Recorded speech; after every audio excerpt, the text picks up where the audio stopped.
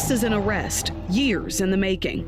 Rapper Marquise Conway, known as Yella Beezy, charged with capital murder in connection to the shooting death of Melvin Noble. Yella Beezy is now charged with capital murder in the death of Mo3, which happened a couple of years ago. Right, stay away, like I said, stay away from rats and stay away from phones. Yella Beezy's situation is going from bad to worse, and now it looks like his family might be feeling the heat too.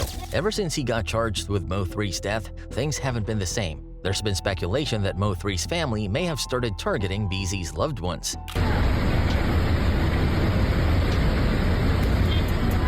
Now, at one point, Mo3 and Yella Beezy were actually cool with each other. But fast forward a few years, and now Beezy is sitting in the middle of a serious capital murder case, accused of putting a hit out on someone who used to be his peer. Yella Beezy's legal troubles. Now, in the latest development, Beezy's attempt to ease up on the restrictions of his house arrest just got shut down in court. Back in March, he filed a motion asking for permission to leave the house. He just wanted to attend his son's football games. He was trying to show the court that he's still trying to be present for his kid despite everything that's going on. But the judge wasn't having it. The motion got denied this week, which means Beezy is still stuck at home, locked into house arrest until further notice. It's been that way since March 28th when he bonded out on a $750,000 ticket, and even though he's not behind bars, he's far from free. Of course, all of this is tied back to what happened in 2020, one of the most shocking murders in Dallas rap history. Mo3 was driving on I-35 when a car pulled up, chased him down, and the situation turned fatal real quick. Mo3 was driving on 35E near the Dallas Zoo when White approached him with a gun. Police say Noble ran down the highway trying to escape and was chased by White, who fired multiple times, hitting Noble. Prosecutors just dropped courtroom footage showing the moment it all went down. Mo3's car stops in the middle of the freeway, he hops out, runs around to the passenger side, probably looking for a strap, but before he can get to it, he spots the gunman and takes off running.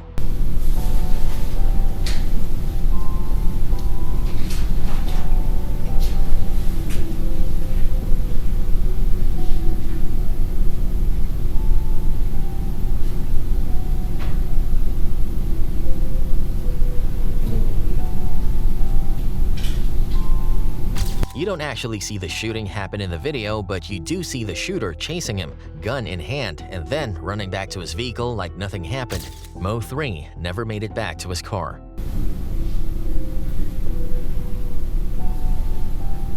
According to the state, that shooter was a guy named Kawan Dontrell White, and they're saying Yella Beezy is the one who hired him to carry it out. That's the core of the case. Kawan himself has been giving off some real strange energy lately. A while back, he popped up on a jail livestream, smiling and talking like he was about to be out soon, like everything was going to work in his favor. But in a more recent interview, that confidence was gone. He basically admitted it's over for him. So it's over with for sure, though, but you know, it is what it is, man. It's life. What you mean it's over with for you, or what you mean is like what you think you still coming home? Oh, that's over with. Oh, that's over with. The weight of the case is setting in, and now people are wondering if that same reality is creeping up on Beezy too. Yella Beezy and Mo3. So what exactly went wrong between Yella Beezy and Mo3? Two dudes who once shared the same city, same come-up, and probably the same dreams. Their fallout is one of those classic stories in hip-hop where friendships turn sour, egos clash, and things spiral into real-life violence. Both Mo3 and Yella Beezy were bubbling around the same time in the Dallas rap scene during the mid-2010s. They were both repping Oak Cliff, a known area in South Dallas, and at first glance, it looked like they could have been allies, maybe even collaborated and pushed the city forward together. But somewhere along the way, things took a left turn. Rumors have floated around for years that the tension may have originally sparked over a woman, one of those quiet rivalries that started behind closed doors and slowly bled into the music. They started throwing subliminals in songs and taking shots at each other online. What started as typical rap competitiveness started to turn personal. Things really started to heat up in 2018 when Royley Pate, a comedian and known associate of Mo3, was shot and later died from his injuries. Before that, Royley had dissed Yella Beezy and questioned whether Beezy was really from Oak Cliff or just claiming it. The very next day after Royley passed, Yella Beezy himself was shot in a drive-by in Lewisville, Texas. It felt like instant karma, or retaliation depending on who you asked. Streets were talking heavy, and it added gasoline to an already burning fire.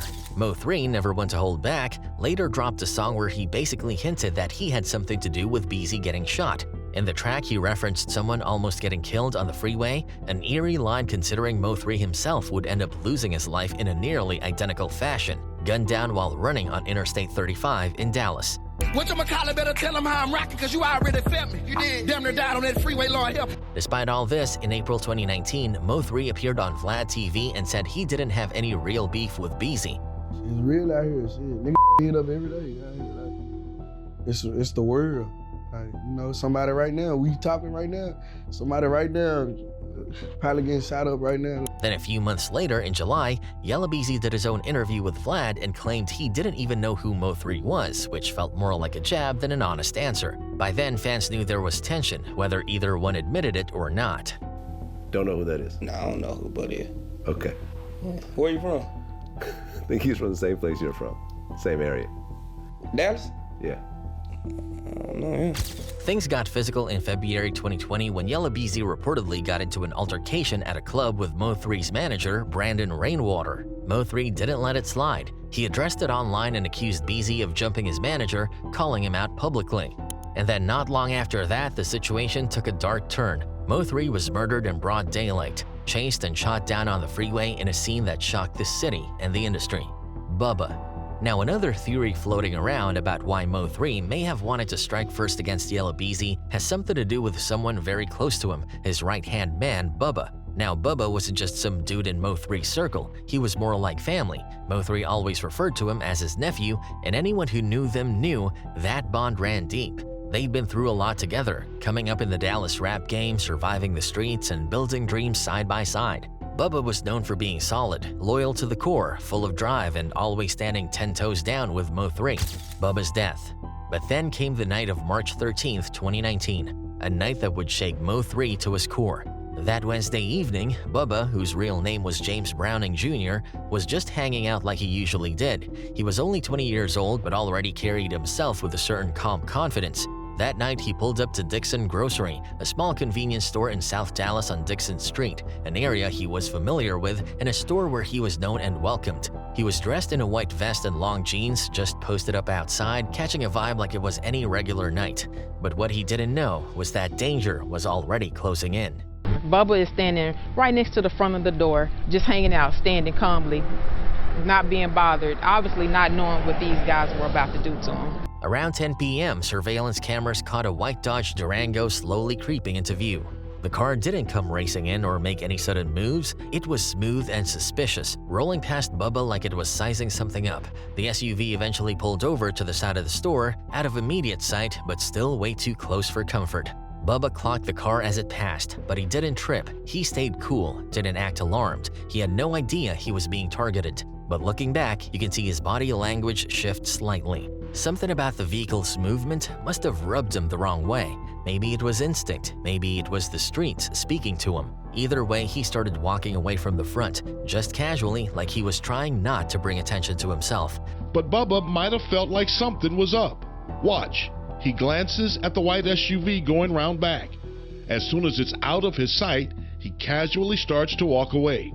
At the same time, inside the SUV, two men were getting ready to make their move. They were dressed in dark clothes and one had a noticeably lighter complexion. They hopped out with guns drawn, determined and calculated. They didn't rush, they walked toward the front of the store like they already knew what they came to do. The moment was tense, and you could feel that something bad was about to go down. Back at the front of the store, Bubba walked past the entrance, even nodding at a couple of other customers, one of whom was heading towards his white car parked outside.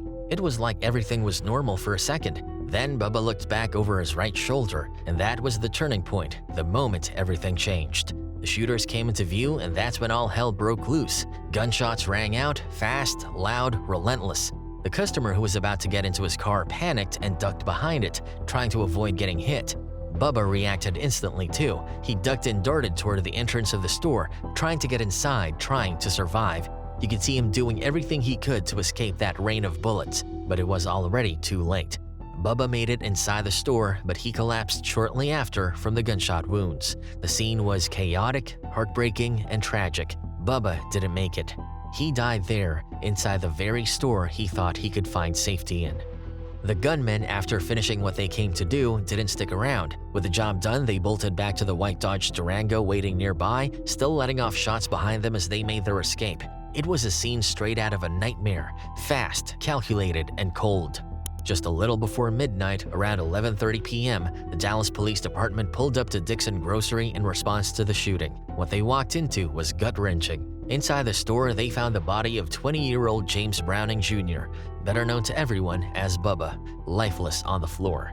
At the time, Calvin Johnson, the acting unit commander for the Homicide Division, gave a chilling confirmation. He made it clear that this wasn't some random stick-up or chaotic shootout. No one else was targeted, no wallets were taken, no demands were made. The shooters came with one purpose, Bubba, and the moment they got him, they were out. That fact alone told everyone this was personal. This was planned. Outside the store, the scene quickly lit up in flashing blue and red lights. Yellow tape stretched across the lot as detectives swarmed in, collecting shell casings, marking bullet holes, and documenting every detail. Meanwhile, locals gathered nearby, some crying, some shouting in anger, others just frozen in shock. You could hear the raw emotion in their voices, grief mixing with rage, the pain of watching yet another young life cut short in their community. It's not even so much of frustration, it's just like sort of getting to the point of being overwhelmed. It's just like, damn, man, another one. The hunt for the two suspects was on immediately. Authorities launched a search for the gunmen, but in the meantime, fear spread through the neighborhood. People started looking over their shoulders. Bullet holes still scarred the walls of the convenience store for days after, like a physical reminder of the violence that went down. The message was clear. Whoever did this was still out there and still armed. As for Bubba, his death left a deep wound. This wasn't just another name in the headlines, this was someone's son, someone's friend, someone who still had so much life ahead of him. The outpouring of love on social media said it all. Tributes flooded in from people who had crossed paths with him, sharing memories and heartbreak. But out of everyone affected, there was one person who felt that loss more than most, Mo3. Mo3 had always called Bubba his nephew, even if they weren't blood. Their bond was real, solid, loyal, brotherly. They came up together, survived struggles together, and saw each other as family. Bubba wasn't just in the crew, he was family to Mo3, and losing him in such a brutal, senseless way hit different. It wasn't something he could just move on from. That's Bubba gang, that's big gorilla, you know what I'm saying? Big general for life, you know what I'm saying?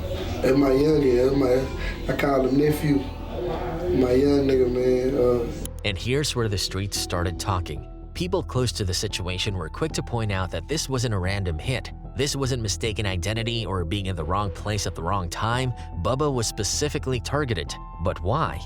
That's where the theories start stacking up. Some say Bubba wasn't even the true target, that the hit was meant to send a message to Mo3, a warning, a shot across the bow.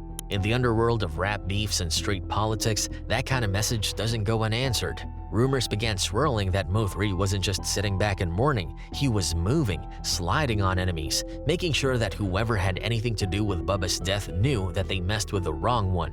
Whether it was straight revenge or just shaking the block up, people say Mo3 made sure Bubba's name didn't fade away quietly. Word was he had eyes on the streets, moves being made behind the scenes. Retaliation wasn't just possible, it was expected. Maybe that's why Mo3 had it out for Yella Beezy in the first place. When you really look at their history, all signs point to something deeper than just rap beef. This wasn't just a couple of artists throwing shots at each other online, this felt personal. And for Mo3, whose life was shaped by the streets long before the fame ever came, personal meant dangerous. Mo3. Born Melvin Noble, Mo3 came up in the rougher parts of Dallas, Texas, where survival wasn't promised and the streets taught you lessons fast. He didn't sugarcoat his story. He lived in poverty, struggled with violence, and constantly had to navigate life in neighborhoods where one wrong move could cost you everything. That pain, that hunger, that reality, it all poured into his music. So when he rapped about the trenches, about betrayal, about beef and loss, it wasn't some fabricated persona, it was his truth. Mo3 never outright claimed a gang on record, but people who were paying attention knew what it was. His affiliations and street ties weren't exactly hidden. You could hear it in his lyrics, see it in his behavior, and trace it through the company he kept. Throughout his rise, he had tensions with other Dallas rappers and crews, and the city started watching the drama unfold like a live-action war. One of the biggest conflicts, of course, was with Yella Beezy. By September 2020, just a few months after his own death, Mo3 was already knee-deep in violent encounters. That month, he was reportedly involved in a shootout outside V-Live Bar Lounge, a strip club in Houston. The shootout left 2 people injured, though Mo3 walked away without a scratch. Still, it was just another incident that showed how close he was living to danger. But as wild and chaotic as Mo3's street life was, it ran parallel to his incredible talent. That's the part people sometimes forget. Dude could rap. Mo3 had storytelling ability, raw emotion, and a delivery that blended harmonies with hard bars, pain in every word. His debut mixtape, Shottas, dropped in 2014 and immediately put people on notice. That same year, he flipped a remix of Texas legend Mr. Lucci's Hold Ya Tongue, and it helped him catch fire locally. He had the streets, and soon enough, he had the region too. In 2016, Shottas Reloaded took things to another level. It had bangers, deep cuts, and replay value, and it caught the ear of Baton Rouge's Boosie Badass. Boosie saw the potential in Mo3 and made it known he wanted to sign him. That connection would turn into a partnership, with the two dropping a joint project called Badass Mo3 in 2020. The album made a moderate impact on the Billboard 200, but more importantly, it solidified Mo3's place in Southern rap. He wasn't just a street star anymore, he was crossing over. And then came Broken Love. The original was already powerful, but the remix, featuring Kevin Gates, took it over the top. The track hit hard with fans and went on to be certified double platinum by the RIAA. Mo3 was finally getting the shine he deserved, and just when things were starting to look like they might take off for real, tragedy struck. He left behind 3 children, 2 daughters and a son, and a growing fan base that was robbed of what could have been an incredible career. Even after death, Mo3's legacy didn't fade. His posthumous album Shottas Forever dropped in 2021 and reached number 36 on the Billboard 200. He also appeared on the remix of OG Bobby Billion's Outside, which cracked the Billboard Hot 100, peaking at number 92.